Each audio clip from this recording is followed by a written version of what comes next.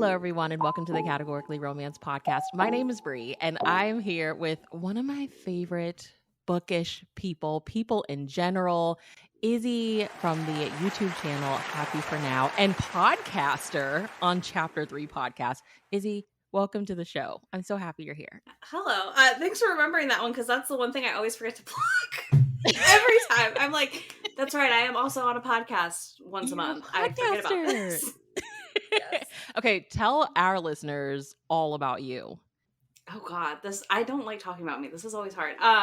So I talk a lot about romance books. I talk a lot about the happenings in romance community and world. I've been reading romance books for over 15 years now. So I feel like I know things. I didn't start as like a youth reading them like under the cover of darkness, unfortunately. But I still feel like, once you've been reading it for a while, there are things there's cycles we see, right? There are trends, and it's always fun seeing things come back through. But yeah, I do that. I read a lot of manga as well. So the Japanese like comic format I love. And I just love talking about the books I enjoy and giving people book recs and all that fun stuff. Like that's always just like something I've enjoyed doing. 15 years ago, you started reading romance. Tell us the origin story. How did it happen? Were you a reader prior to that? You were just reading something else or what? Yeah, I mean, I've always been a reader. I read The Twilight, of course, as a teen, right? Like, that was a given.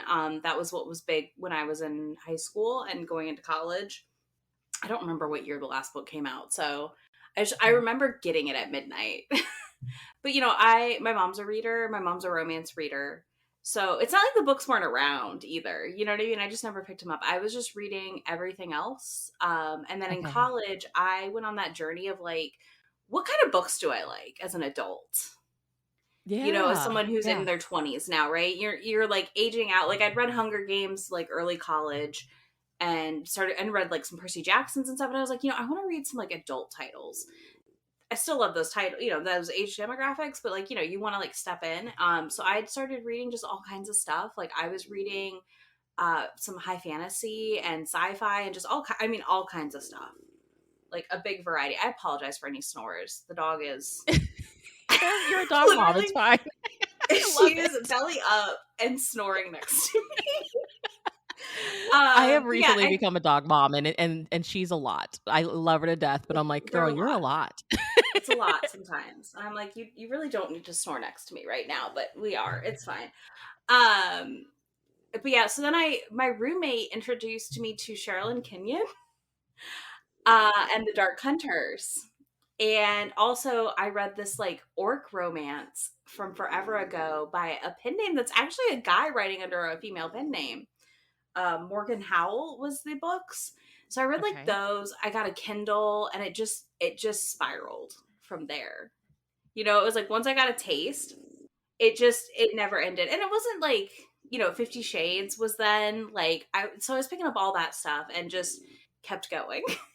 And that was right around like the boom of like paranormal too. So like, the early or the mid 2000s, I guess it would be like after 2007, we had that paranormal boom for romance. Mm-hmm. And it was right around then. Like I just kind of dove head first and I've never looked back. And this makes so much sense to me because I assumed that you had probably been reading romance for forever, but I kind of got the vibes that you probably started with paranormal because like you did the whole Immortals After Dark readathon, which introduced me to the series, and I just think, oh God, it's so good.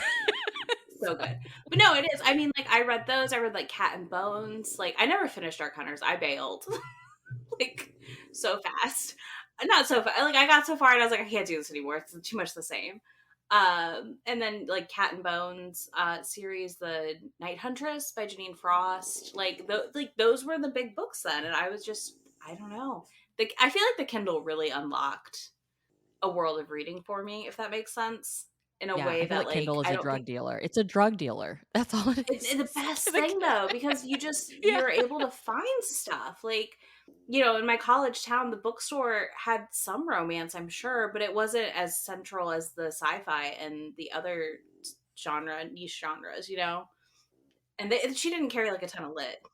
What do you feel like as someone who when you were getting into romance, paranormal was having a moment. Mhm. What are your thoughts about where it is right now? Because obviously there are those you have your Christine Feehans who never went away, Mhm. right? But Yeah. the boom kind of went away. But you had those authors Yeah. that stood their ground and still put out books.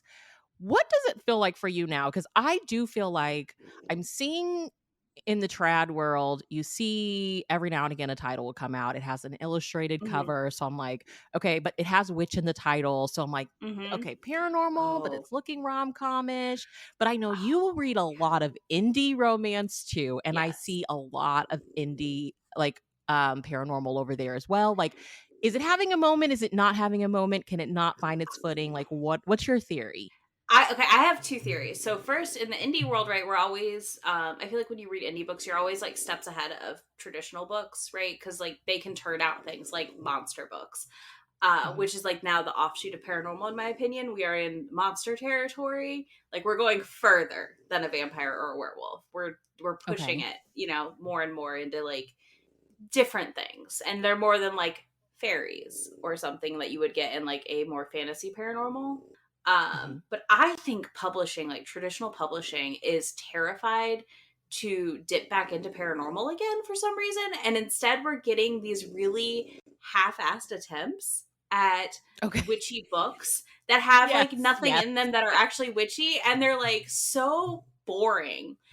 And I hate saying that. Like, I've read some I liked. Like, I really liked Celestine Martin's, that's that Wishful her name? thinking. Witchful Thinking. Yeah. I can never remember if that's her name or if Celestial's in the title of the book, and I'm like, wait, did I switch this? Yeah. And I'm being very rude. So that one.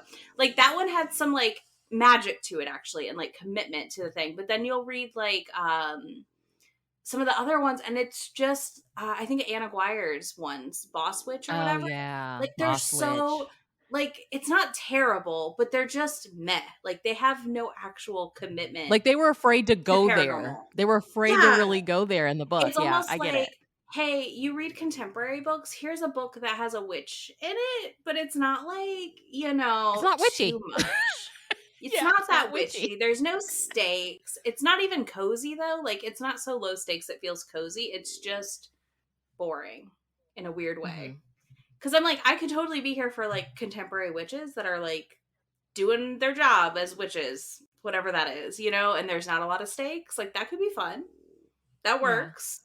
But they're just like over here like, "No, here's a cute illustrated cover where like we put a witch in the title and mention she's a witch like twice and don't commit to the actual witchiness Mhm. of it." That's my theory. I don't know. I think it's weird. It's a trend that the more and more I look at it and the more of those books I read, the more disappointed I am. I 'Cause, was like, hopeful. you wanna pick them up. Like, you wanna pick them up just to see, is this Mhm. the one that's gonna go there? And then you finish it and you're like, "Man, it's a missed opportunity again." It is. Yeah, you just, and I mean I feel like hope every time that like maybe this is the one, and pretty much all of them have not been the one. Somehow, I don't I know, it's always weird. wonder, like, I want like, when I go to, I have a half price books here, and the Mhm, paranormal romance section is amazing. Like, clearly someone in San Antonio is constantly mhm. donating their old mass market paranormal romances, and I wonder if there's this fear of them overdoing it again. What do you think about that? Like, just kind of the I could see that. oversaturation, too much. Mhm. I could see that because the trends right now, I mean, if you look at any book table, right, it's like such a weird mishmash of things. It's like, here's the really fun billionaire contemporaries, and then here's this weird dark romance that everybody loves. Like, I don't feel like the trends right now last as long as they used to. Like, and Mm, traditional yeah. publishing can't keep up with that almost, is what I feel like is happening. But at the same time, they're picking up things that I honestly wouldn't have expected them to pick up. So, I mean, like, Bloom Books keeps signing books that I go, huh, really? That one? Yeah, I'll just see ones and I'm like, okay. Like, I guess that, I mean, like, I was like, that makes sense. They're popular. So, of course, you want to pick them up and distribute them. Like, they picked up Kennedy Ryan, which was like, great. I love this. Yeah. And Yeah. then they picked up Tilly Cole's, like, Thousand Boy Kisses. And I was like, is this book even popular anymore? Like, Didn't is that this come out not a a long relic? time ago? Exactly. It feels like a relic. I'm like, okay. It was like, I didn't know anyone was asking for this. I mean, is it a TikTok thing? Is it one of those, like, TikTok gems that has become popular because TikTokers are reading it? I don't even think I've seen it over there. Yeah, I haven't. I've not seen it over there, so I don't know. So, you started reading romance 15 years ago. How did Mhm. YouTube when did like, I'm assuming you were watching it, like, we all have that story of, like, we were watching it for, like, 6 months to a year, and you're, like, antsy to start a channel of your own. Like, what's your Mhm. story? Like, how did we get Happy for Now Um, on YouTube? so I was watching like Booktube, not RomanceTube, because RomanceTube didn't exist really. It was just kind of Jess out there making videos, Yeah. and the occasional creator would do a video. I feel like where they read some Mhm. romance, maybe we're Maybe, kind. yeah. But I just like struggled to find people. It took me forever to find Steph's romance book talk. Like forever, like, because it just, you're searching and like things aren't coming up, and it was weird. And then I finally started finding romance channels, and my friend and I actually started the channel together as like a dual channel, and she came up with the name actually, and it's perfect. I love it. It's the best thing that ever Yeah, I love happened. it. Yeah. And she ended up like just time commitments didn't work, and I just kind of took over and ran with it. We were at a book festival in Winston-Salem, North Carolina, called Bookmarks, and we're talking about it in our hotel room and decided to do it.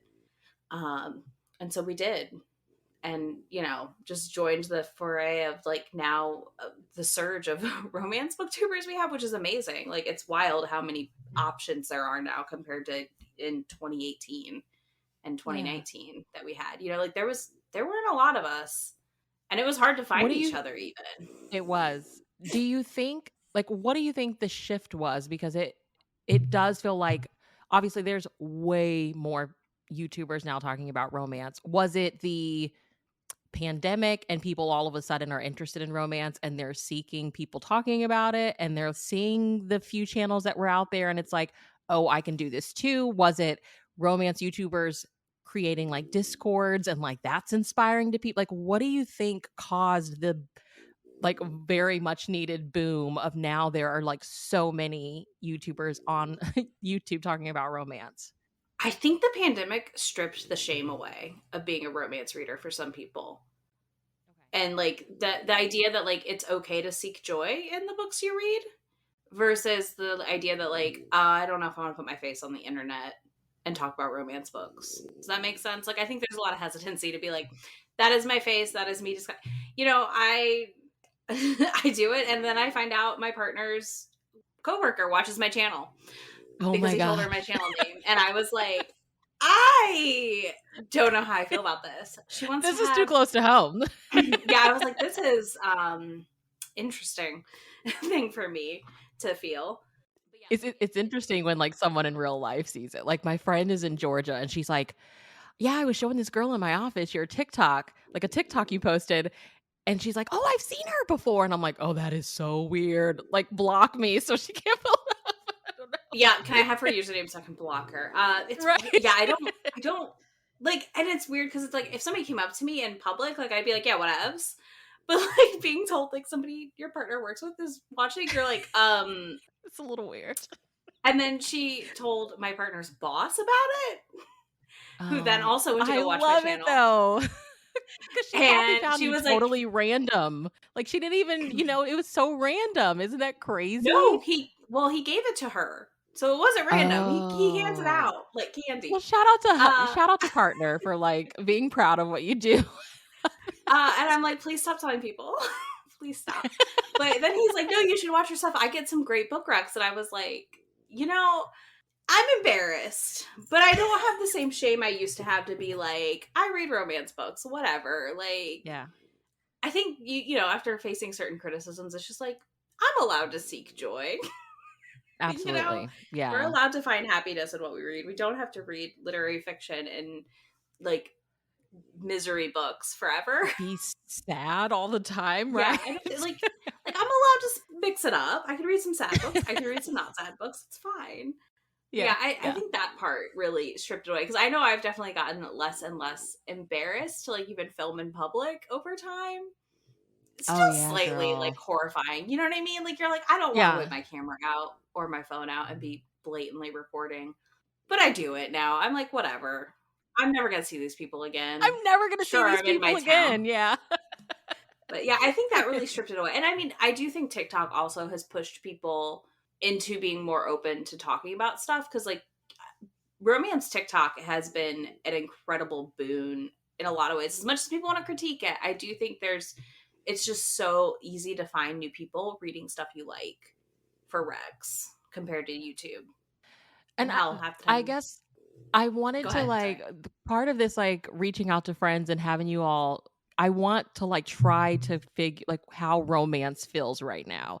And it's, like, Hmm. undeniable that I think TikTok is doing a lot. Like, authors Hmm. are like, their publicists or editors are like, "You gotta get on TikTok. You gotta get on TikTok." So, like, obviously, it's an important platform, but I think the thing that gets me as someone that, like, has done YouTube, is does podcasting, it's like, "Man, it's only 3 minutes though." Like, Yeah. what does that do for creators, like, the people who have been putting in the work for years, now knowing that people are craving the content, but in, like, shorter doses or whatever, like, how does it feel for you, like, as a creator in that space? Like, what's it feel like right now? I mean, I am always struggling with that because for me, I'm like, if I'm going to put the effort in to make a TikTok, that thing has to be able to go up on shorts, on reels. Like, I've got to be able to cross post it because Mhm. I'm just not in the, I'm not a long form content person. Like, I'm not going to release a video essay. Like, that's just never going to happen. I would jump off a cliff. Like, the idea of filming that, editing it, any of that, like, that sounds torturous. But I think the reality of, like, the TikTok, that sort of short content, is that it's a lot more casual in a good Mhm. way. Like, you're really just seeing people as they are. For the most part, at least in bookish spaces, I don't feel like we're seeing people overly, like, done up necessarily. So they're just kind of like, it's kind of like a FaceTime with a friend who just finished a great book sometimes. And I think there's a lot of value to that for recommendations. You know what I mean? Like, I think, I've been in this hockey phase a little bit right now, and it's been great to just, like, go search for hockey recs and see what people are talking about and pick a couple, try them. If I don't like them, it's whatever. But I think the like rawness of TikTok at times can be helpful Mhm. for finding recs and getting, like, getting the better feeling of what someone thinks about the book. Because they're editing, but I don't think editing on TikTok is always as intensive as it would be for a YouTube video. But yeah, I mean, I think it's interesting. I think it's interesting watching the bookish space shift. I think it's shitty that, like, Booktube itself has often felt neglected from publishers, and seeing, like, how much attention book talkers get sometimes is frustrating, probably. I think, to an extent. I'm kind of a whatever with it person, but I do think it can be hard to be like, you know wow, this book talker got 100K on YouTube in 2 days because they managed a giant following.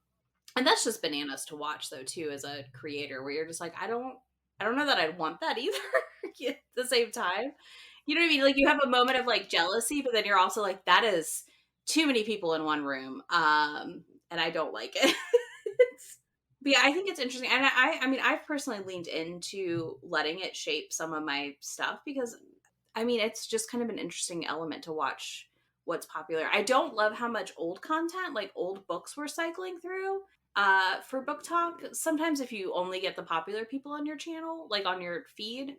But I also think there's a big benefit there for creators of color because I've managed to find people that I don't think ever would have made a YouTube channel, to get recs from that I maybe would have never heard of.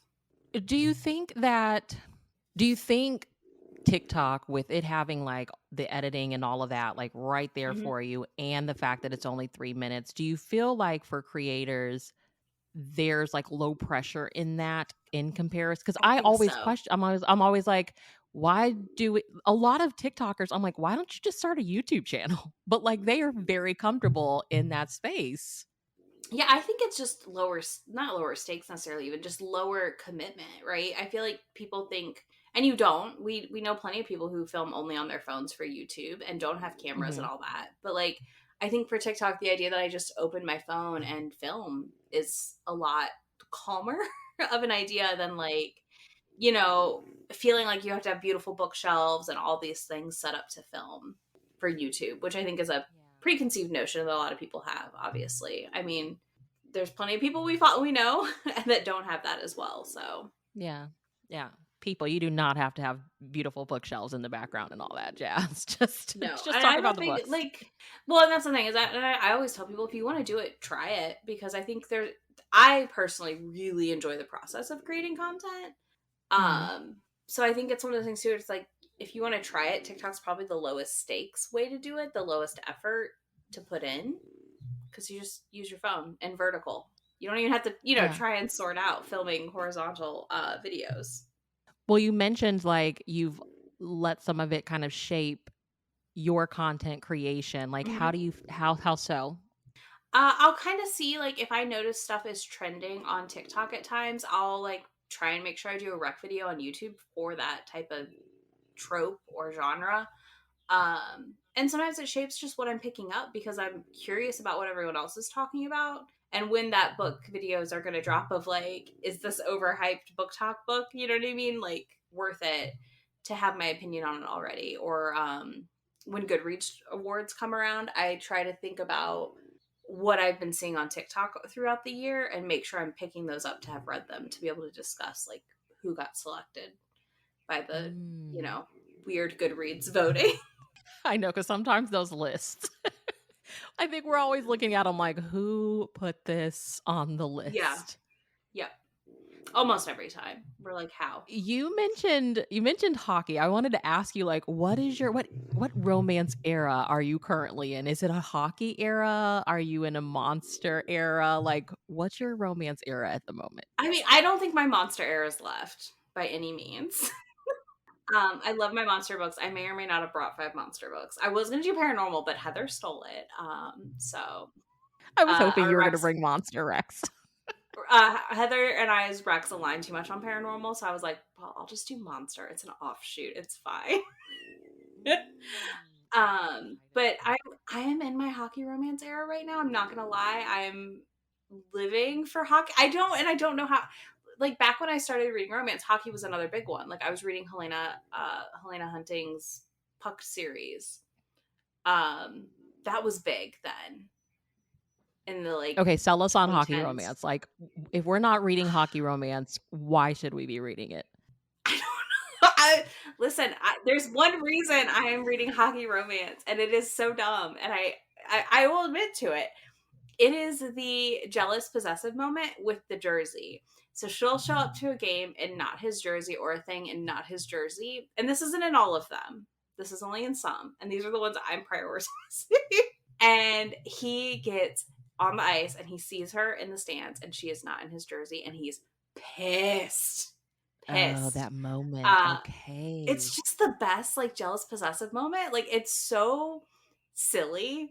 You know what I mean? Like it's so silly but it's so fun to read. Yeah. It's such a And it's just defining moment. it Like you is. care about her. The one I'm reading right now, like she's the social media manager for the team. And I like went on a whole rant about how inaccurate the like things she filmed for TikTok would be. Like I was like, the legal team would never approve this. Like we just all need to be clear. The legal team would never approve this. Would have never happened. But like she's in like a jersey from I think one of her family members, for someone else on the team, and he like waits for her by the bus and hands her one of his jerseys and is like, "Don't wear this other jersey ever again." And I'm like, I'm you like swooning. her. I'm I think it's swooning. the haha, you like her and you have to admit it thing. But Yes. Emily Rath's books, the 700 and some page hockey romance, is really what got me. Um, I'd read some others for a vlog for someone that commissioned a vlog for me, and it was really fun. And I was like, oh, I do like hockey romances. I think the amount of travel also gives like a little more stakes to hockey books in a way. And I don't know enough about the sport to like critique it. Also, if I feel like the sport's inaccurate, which I think is important in sports romance. Mhm. Mhm. Because I think you can easily be like, this is inaccurate. I know too much about the sport, right? Or you can just be like, brain off about the sport bits. Doesn't I'm just here for matter. the juice. Yes. Yeah. But yeah, I think there's just that jealous possessive thing happens a lot in the hockey books, and I really enjoy it. I don't know, they're just fun, and I think the maybe a little bit of the violence in hockey makes it more appealing at times too, like the fact that there'll be fights on the ice and stuff. But Yeah, I like don't know why that does it for me when I see, like, the clips on SportsCenter, but I'm like, I "This don't is either. kind of We're hot." I don't know we why I don't need like to this, but I investigate do. it too deeply. It just is what it is. But I think that's why, and I think also you get a lot of different trope mixes within hockey, and like any sports romance is that way. I think it's nice because like it can be a sports romance, but it'll still be Grumpy Sunshine or Friends to Lovers, or you know what I mean. Like we get the full trope mix up in sports romance. Like there's Yeah, multiple tropes happening. it feels like hockey romance is really kind of the only sport romance that I'm really seeing circulating right now. Yeah, I don't disagree. When's the last time I saw a basketball romance? I'd probably I mean, Kennedy Ryan's Long Shot was the last one I yeah, read. I was gonna say I only see long shot talked about really for basketball, but like, I mean, I despise basketball as a sport, or as I call it, squeaky shoes.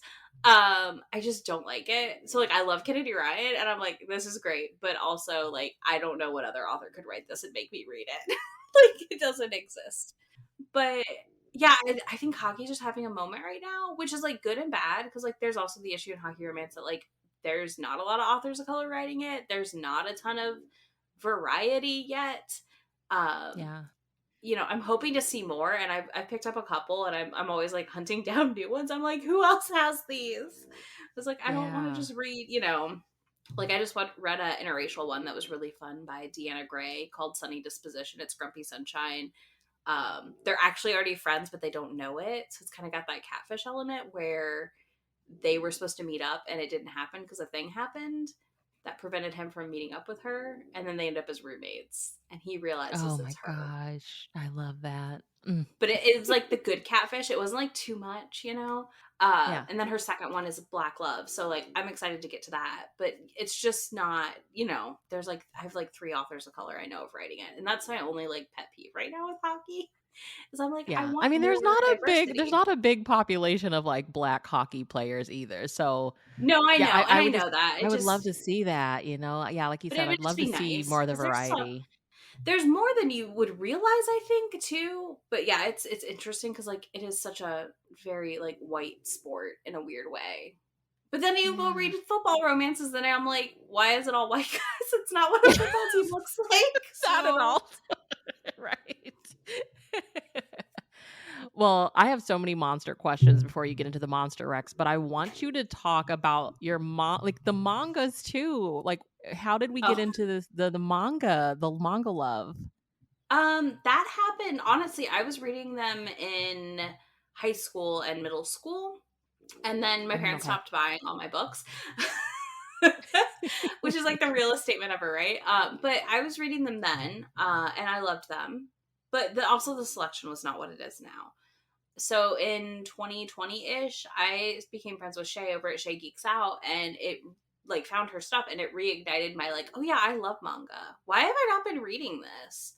And then here I Yeah. am with like 3 bookshelves of manga again, and I'm like, oh yeah, it's because it's expensive. That's why you stopped. It's easy to go overboard, but yeah, it just kind of reignited, especially during the pandemic, because it's just so fun to read and it's so Yeah. quick. They're good palate cleansers between books. I can pick up a volume and just kind of reset my brain before I dive into my next read, versus like always diving right into something else that's just the same. Like I can read something totally different and then go read another hockey book. Yeah. And then it was also the rise of like, they make spicy, smutty manga now, like for sale in the States. And that for me has always been like, I mean, it's just like, being a romance reader, of course, I want the dirty manga. Like, I want the sex on the page. Like, come on now. So that happening more and more has also like fully reignited my love of it. I just think it's such a wonderful storytelling format. And like we've always watched anime and stuff. So it just felt like a natural, like, yeah, I'm gonna get back into this thing for me. Do you have like off the top of your head for romance readers that are like, I've never read a manga, like you enjoy romance, you want to try manga, pick up this series. Like anything immediately come to mind? Yeah, I would say Imakoi, which is available in the Viz Media app, which you can get for $2.99 a month. and read it digitally is one of my favorites right now. It is a high school romance. She decides she's not going to miss her chance, ends up dating like this really cute boy, and it's just their relationship, and it's so sweet. Very Oh, I love cute, very that. like that slice of life. Just, you're going through them with their relationship. That one is delightful. If you like mafia romance and you want chaos, we'll call it absolute chaos. You can read this through the Viz Media app as well on their website because it's explicit. Yakuza Lover. It follows a girl who ends up at a party and then saved by the Yakuza boss. And it's banana. I mean, it's just bananas. Like it's one of those ones like you're either gonna love it or you hate it, but it's a wild ride. You know what I mean? Like it's one of those things where you're like, it's like a Jessica Kane novella.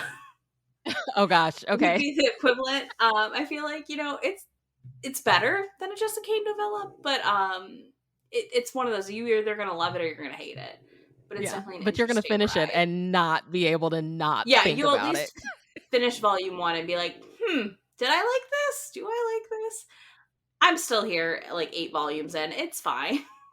But yeah, those two would be my top two picks. I don't know what like adult like what the grown women category Jose is on the Viz app, but because I'm trying to think of stuff that would be available to people easily. Also, Mhm. Sweat and Soap is another really good one that is complete at 11 volumes, and that follows a couple who.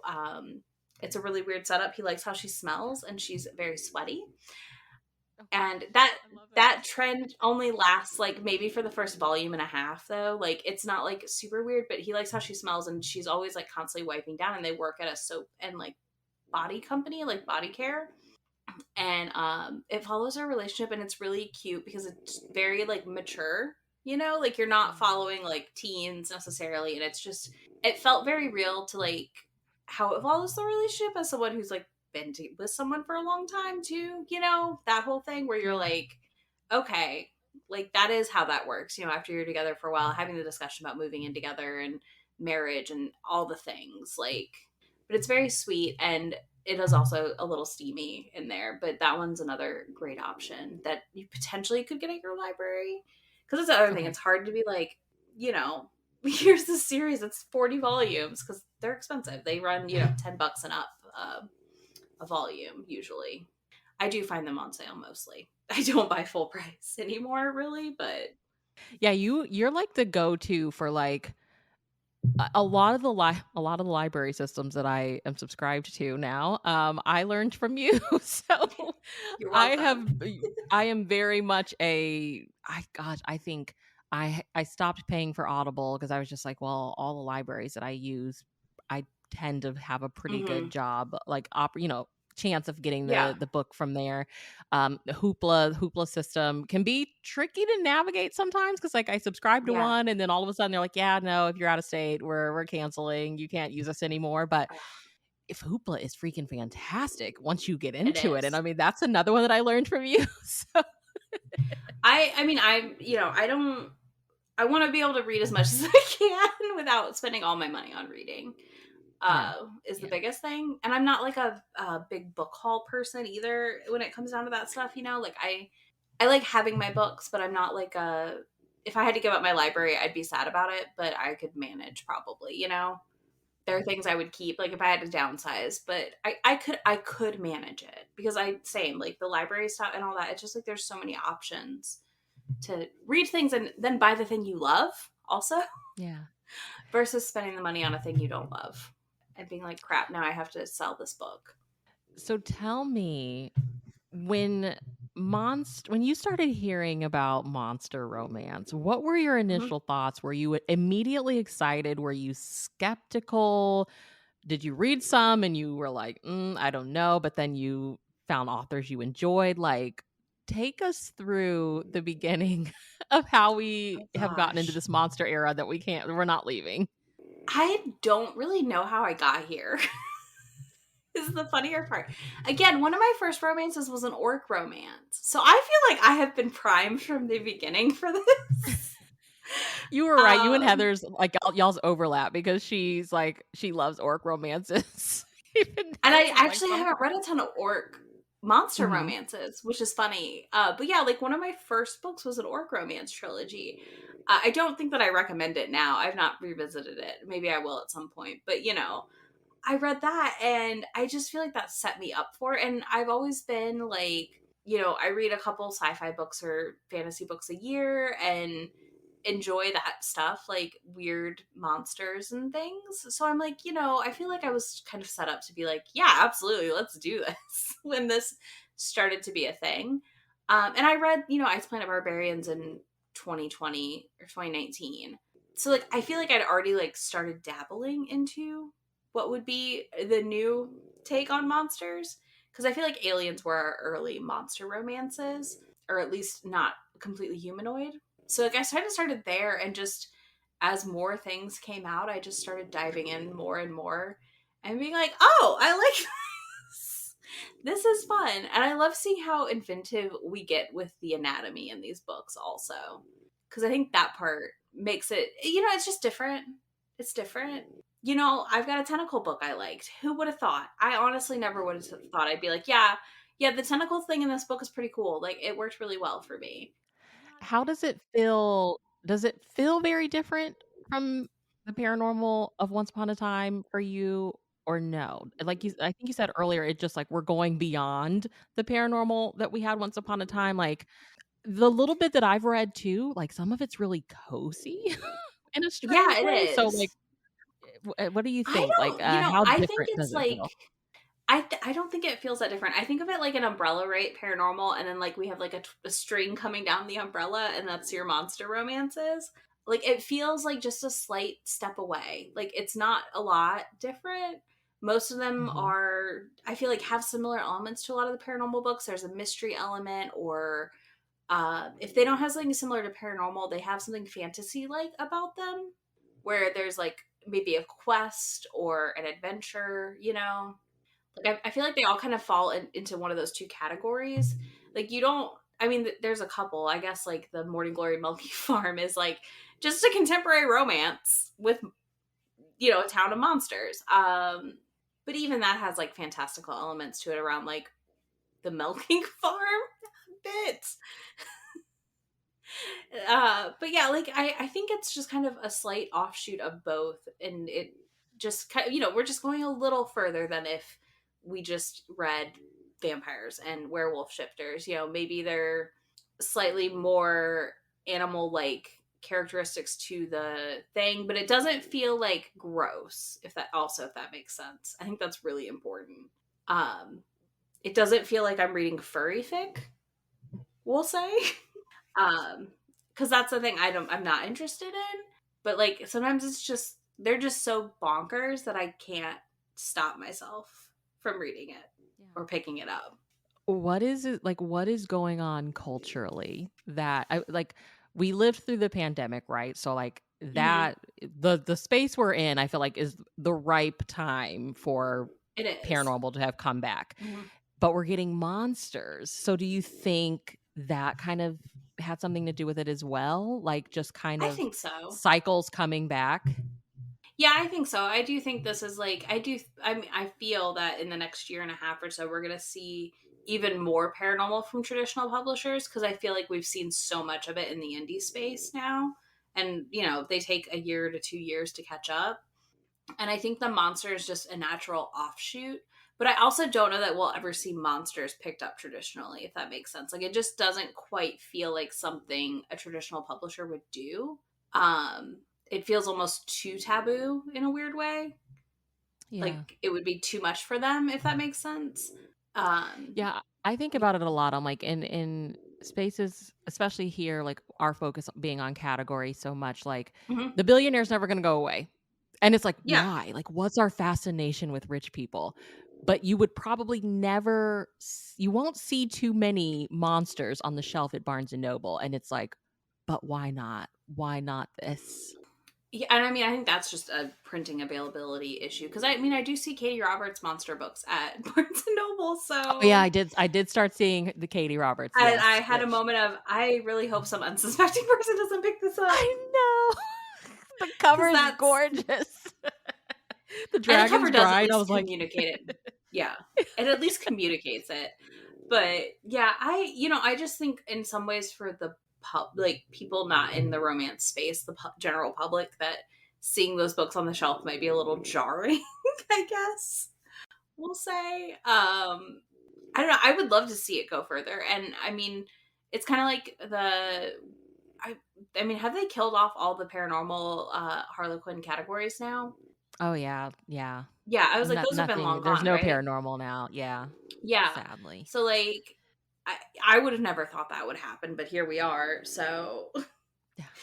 to some extent, I feel like that category could still exist and probably do pretty well, but you know, it's definitely, I don't think paranormal, because paranormal's never going to leave either. I feel like our tried and trues that have been doing it forever will continue to publish. Cressley and Kristen Feehan and Janine Frost, and they're going to get sales because people are just, they're in at this point too. They're 20 plus books into these series.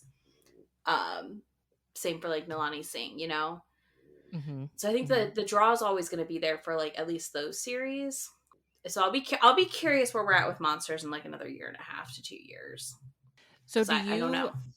do you have to be in a certain mood or no? Like, you'll just pick up a monster romance on a whim, or is it like, "I'm in a certain mood, and I know this is gonna do it for me?" It varies. I'm a mood reader who has to have a TBR sometimes, right? Like it's just the default of being a content creator, right? Sometimes you have to read a thing, whether it's for podcast or a video or whatever, book club, you have to read a thing. Um so yes and no. I'm almost always in a monster mood. Like without a doubt, if I am feeling slumpy, I usually shoot straight over to my monster TBR. What do I want to read over here? Because for me, a slump is busted best by like a bananas book, usually, or a complete pivot. So if I've been reading a ton of monster romances and I'm feeling slumpy, I'm gonna go read like the lightest, fluffiest contemporary I can find. Ooh, a slump buster, I love that. Okay. Yeah. Okay, tell me, you bought some Rex. What's your first one? Okay. In no particular order, we're gonna do this. Stalked by the Kraken by Lillian Lark is fantastic. This has the paranormal mystery element of it that I often love in paranormals, and that mashup, of like solving a thing and figuring out what's going on. So this follows a matchmaker at a bathhouse that they gather energy from people who are matched when they have sex in the bathhouse. Usually for their first time, the most energy is gathered. So they're gathering this magical energy, and she has been in a matching slump. Like she cannot get it together. And also people are being kidnapped, and they find out some of the energy from the bathhouse has been like suctioned off by something, and they don't know what, and they're trying to figure it out. And he is like this ancient kraken human. He's human, but also an ancient kraken like shifter. And he sees her and is like, mine. That is mine. And it's him like trying to like date her and then fall in love situation, but also her being resistant to it because she's like, I can't match anyone. How can I know you're my match? Like, she's very untrusting of her powers currently. This one is fantastic. There is tentacles. I'm gonna say that, but it's like not like his hand turns into tentacles. It felt more like a what do you want to call it, like a thing over him that Okay. transforms into the Kraken to me in the tentacle sex scene. But it was really fun. Like these Lillian Lark to me is like a go-to slump buster, and she writes really unique monsters. So like she has a lake monster, she has a werewolf one that was really fun. She has, what is the next one? I can't remember. Oh no, my brain. But yeah, she's done like a lot of different monsters that like I was like, oh, this is interesting. This is different. I get a lot of her arcs. She did Basilisk. That was one of them too. And that was really Mm. fun. That was a throuple. But yeah, she does like a really good balance in this one, I feel like, of mystery and like solving a crime situation with giving us Okay. romance too, and monsters. Like setting So up a there's, little like, a bit of a little bit world. of romantic suspense in there? Like, a little Yeah, romantic it's got, suspense? yes, it's got Ooh, that. So that's fun. cool.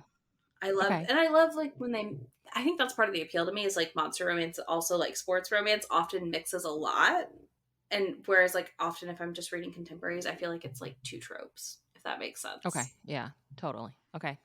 But yeah, this is a great one if you're feeling adventurous. Oh, a gargoyle. The gargoyle one is also great. She's a librarian at like a magical library place where they're like inventorying books, and she ends up with 3 gargoyles. Delightful. Okay. And that one Librarian has gargoyles. That's all I needed to that one's know.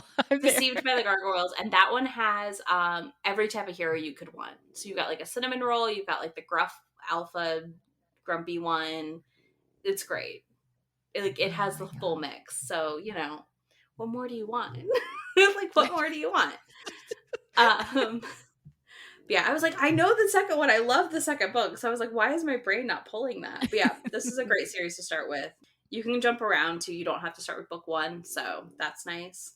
All right, Sing Me to Sleep by R.M. Virtues. I would be remiss not to mention Oh, because this is RM. such a fun book. He Mhm. does such a good job with this, and it's such a bananas concept. This is one where our heroine Penny is visited by a sleep demon, and I've they, heard of the sleep demon romance. yeah, Okay. This so is she it. has sleep Okay. paralysis. Um, and this demon keeps coming to her, and then they end up like having a relationship, and like there's a bunch of more romantic suspensey stuff happening with this one. There is a content note for this one about murder of a loved one, home invasion, night terrors, obviously, sleep paralysis, obviously, and some depression. But yeah, this just like was so interesting how it played out, and it's pretty quick. Like it's under 200 pages, so it Okay. surprised me with how well it worked. Yeah, she finally is left alone in this house after a traumatic event. The sleep demon visits. She ends up like going to his world, and there is just some great sex in this one. It's a good time. It's a good time. I think his tail does things, if I recall correctly. And it's just one of those ones that I feel like is an easy one to pick up if you're interested in something like totally just if you want to go full bananas like monster, here you go, Here we go. Yeah. like what more can I give you than a sleep demon? I mean, I do have another one that is actually also equally as bananas, but if you really want to go like just corporeal, like not a thing necessarily, this is great. But yeah, and RM Virtues' writing is just so great. Like he's so talented. Next, we have The Dragon Bride. Have you read The Dragon Bride yet, or no? Because I've I feel read The like that's the Dragon one that Bride. people, Yeah. I put this one here because I'm like, you can probably find it at your bookstore. It has one of the most beautiful covers I've ever seen for a Yeah. monster book. Agree. Like, Feels very wow, old school, but like it's literally a dragon. It's yes. gorgeous. So this follows Briar, who is basically running away from a domestic abuse situation and enters into a contract with a demon who we're following. Like this book series follows a bunch of different demons that we meet in this first book, and that demon like makes sure they're doing this of their own free will, and they agree to spend 7 years in the realm with the demon they're matched with. And this dragon has 2 dicks, so there's that. There is no double penetration because it is too big for that. People were upset, so I feel like I have to caveat that when I say there's 2 dicks. Yeah. um but yeah, so it is her journey with that and the dragon, and it's kind of quiet and not slow necessarily, but like more interior story. And it just follows them like slowly falling in love. There's some great primal play in this, so that's when they chase the other partner. That is I loved delightful. those scenes, and I did not expect to I love those scenes. love primal play. I like absolutely would not run for anyone but maybe like 2 people. Uh and like there's maybe 2 celebrity crushes that could make me run. Otherwise I'm like every time I read them I'm like these are so fun. Why are these so Yeah. fun? I know. And it was Yeah, like this has I great. remember one of them being like her, like, "I want you to chase me," kind of thing, and I was like, "I'm Mhm. really into this." Yeah. Yes. Yeah. I know. I Primal play was not a thing I had on my bingo board to be into like last year. I discovered it and I was like, "Oh, this is a new trope I like a Yeah. lot. I need this more in things." There's a book after that one, right?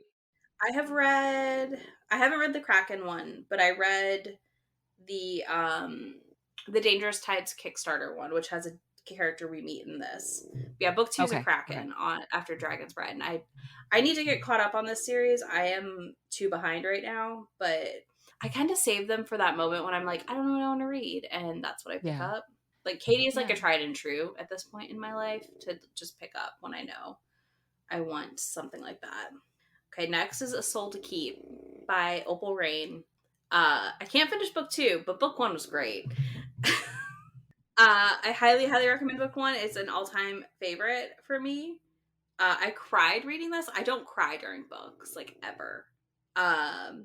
This one is about a girl, Rhea, who is sacrificed by her town to make sure they have this protective dome to protect them from the monsters. And she is given to this demon named Orpheus, who is like, if anyone here watches anime or is familiar, the Ancient Magus Bride, very much like that style monster looking thing. So like the skeletal head and stuff.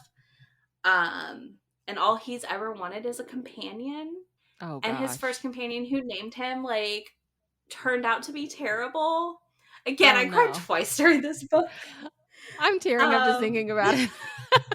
and so it's like his journey of like trying to protect her and her trying to understand him and like them getting through the communication barriers and him like keeping her safe and like feeding her appropriately and them like slowly falling in love. It's almost a cozy. It's very long. And I don't associate cozy books with like long books for some reason in my head. Yeah. Not that I think there's a length requirement for a cozy, but a 500 and some page book to me is not going to be a cozy book. Yeah. I Like, think my I standard is don't like know. cozy mysteries. They tend to be like maybe 300 pages. So I'm Yeah, like, if it's going to be that's where cozy, I that's my land cutoff. too. Yeah. And this is definitely like if you're like some people don't vibe with this because of the fact that there's the monster is very unhuman like, if that makes sense. Hmm. And that can be hard, that can be a hard no for some people, which is valid. I get it.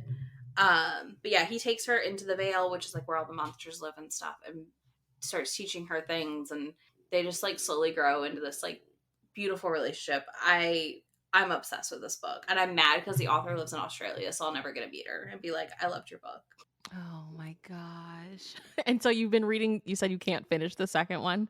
No, I'm buddy Oh reading the god. second book, and I like keep not picking it up. So it's a different tone though, also like, which is good. I'll take it. I don't want a series that all the books are the same. So that's fine. It's fine. Yeah. It's fine. I'll survive. I'll try book 3 eventually if I don't get through 2. But I have it on my Kindle. I've started it and I never went back to it. So Okay. It happens. It is what it I is. mean, again, I don't think that discounts book 1. Like they're just so long, also, which I think is part of Yeah. the issue I'm having with book 2. But I flew through the first book. I mean, flew through it. So we'll take it. And then the last one I have for you is a shorty. It's only like 60 pages. Oh, I love a This one novella. also Okay. has a content warning for domestic abuse in it as well. So this is called Railed by the Easter Bunny by Dalia Davies. Oh my gosh. And it's pagan gods though. So she went the pagan god route and we have all these different pagan gods and she ends up entering into a deal with the Easter Bunny's mom, who's I cannot think of the name of that god and it's not in the notes I have. But she enters into a deal with him and that is to give the goddess of spring a a grandchild to basically take over for the Easter Bunny when it's time. So she ends up having like crazy banana sex with the Easter Bunny. And there's a sequel that has since come out as well called Banging the Easter Bunny. So Oh my gosh. yeah, it's great. It's I haven't read the sequel yet, but the first book was just like 60 pages of kind of like stuff where I was like, I'm curious about the world in this. I'm like, Yeah. I left curious. I was like, this setup for the world is really interesting. And then she has the third book in the series, which I read, which is like Railed by Krampus. So I read that last holiday. And that was really fun. And then she has Railed by Bacchanal. So, you know, she's out here really giving us some interesting Something to plot. think about. And I personally, like, for me, I really just enjoyed the fact that she was kind of like, I'm gonna do more pagan stuff. I'm Yeah, gonna take that it a is little really different cool. route for that. So that was really fun. This is one like if you just want to dip your toes in, it's 60 pages, so you're not committing to 200 Yeah. pages or under 200. it's a smaller time commitment. So, and if you really want banana pants off the wall bonkers books, that one will do it for you. I think with So, monster romance, like the thing that pulled me in, and something you just touched on, is like just being curious. Like go mhm. into it with a curious mind to see like how are they going to pull this off? Yeah. What's the world going to look like? Is it contemporary and it just so happens to be that the hero is a monster? Like go into it with a curious mind Hmm. and see if it works for you or not. I think that's like the best way to It approach is, it. and it's fun because I mean, even all of these, it's all a variety, right? Like some of these are regular world with monsters. Some of these are like, hey, this world's run by pagan gods and has like communities that are based around each god. Like that's different. We don't get enough world building in romance sometimes. So I'm always like, what are we gonna do with this? Where are we Yeah. going? Have you ever read, I see a lot of like monster romance anthologies. Have you tried any of those or no?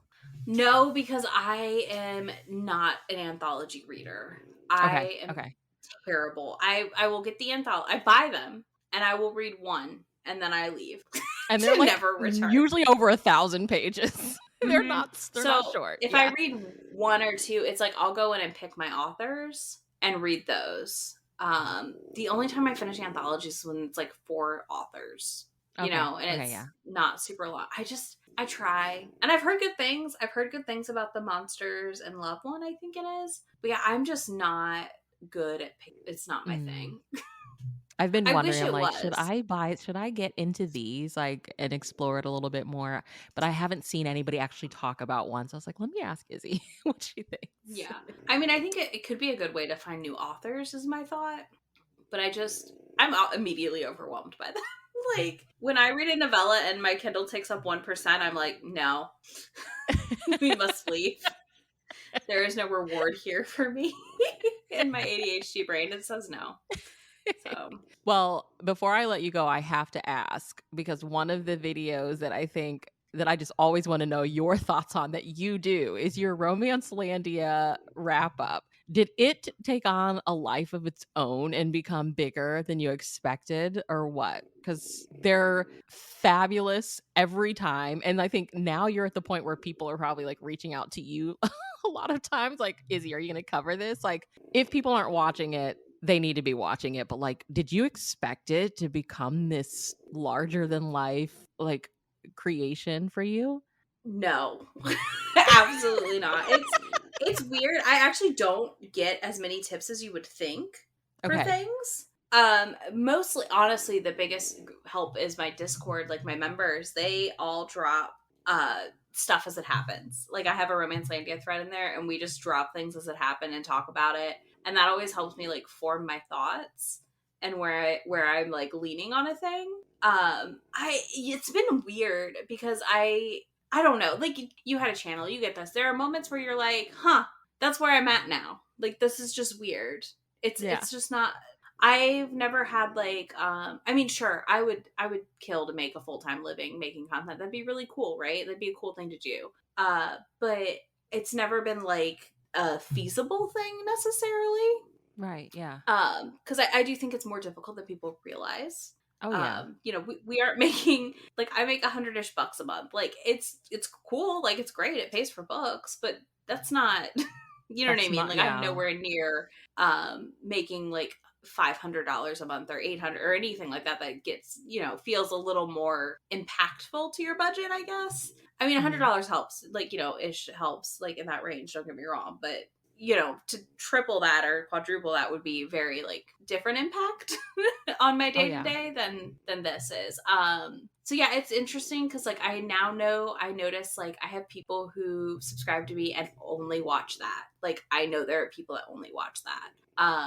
And it's interesting too because it often goes outside the bubble, which is always interesting on YouTube when your stuff starts getting picked up in other segments of YouTube and you get people who like don't know and are just like mad at me.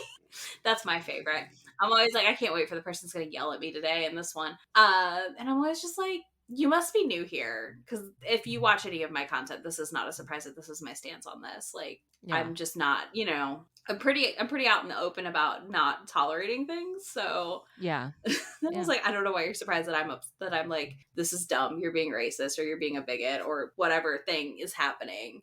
But yeah, it's definitely been an interesting thing. It's put me, I feel like it's allowed me to make friends with a lot of creators that I may not have been able to otherwise, which has been really Mhm. nice. And that's probably my favorite thing it's done, is it's led me to like some friend groups that I mean, and maybe I would have been friends with them still, who knows? But I just think it helped, get me there Yeah. more. So there's that element of it. And it's a thing where I'm like, I love doing it, so I do it, but sometimes I'm just like, man, none of this is what I expected. Yeah. Like, Yeah. yeah. Well, what do you have coming up on your channel and podcast wise? Like, what's coming up for you that people should be keeping their eye out for? I mean, I'm gonna have links to all your stuff down below, but Yeah. like, what's coming up? Chapter 3 podcast, we're doing the Dark Olympus read along for Katee Roberts. So we are starting book 3, which is Wicked Beauty, if anybody wants to see that. We usually do them live like the second Tuesday of the month. So it'll be like June 13th ish for that one. I have Romancelandia coming up at the end of May, probably May 28th. Okay. So that'll be fun. Otherwise, I should have a hockey romance rec video coming in the next week.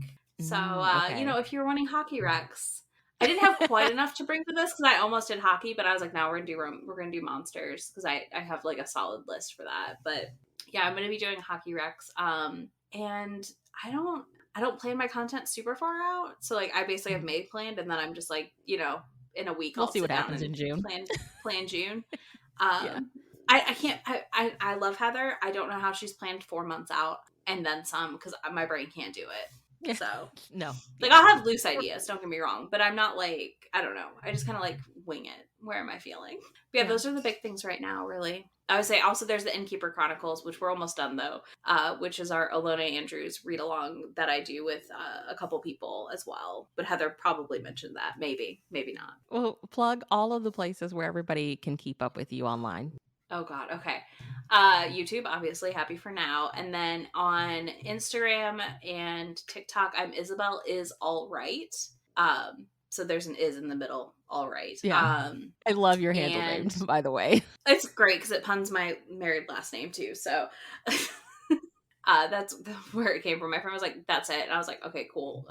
Because Happy for Now is taken on things randomly. I was like, I just need something like easy.